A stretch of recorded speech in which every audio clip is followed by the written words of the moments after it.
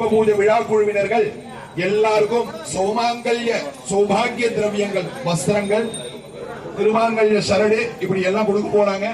அதை எல்லாரும் அப்படியே கொடுக்க வாசனை எடுத்துக்கோங்க. விழா குழுவினர் உங்களுக்கு கொடுத்த பூஜை, உங்களுக்கு ஒரு 20 ரூபாய் காயின் கொடுத்திருப்பாங்க.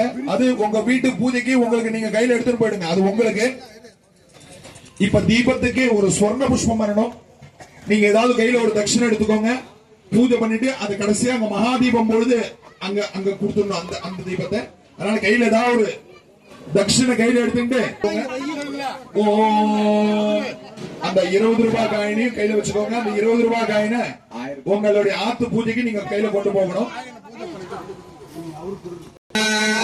पुष्पमान् भवति चन्द्रमा वा अपां पुष्पम् पुष्पवान् प्रजावान् पशुमान् भवति य एवं वेद योपमायतनं वेद आयतनवान् भवति अग्निर्वा अपामायतनवान् भवति यो अग्निरायतनं वेद आयतनवान् भवति आपो वा अग्निरायतनवान् भवति एवं वेद अपामायतनं वेद आयतनवान् भवति आयुर्वा अपामायतनवान् भवति वायोरायतनं वेद आयतनवान् भवति आपो वै वायोरायतनवान् भवति।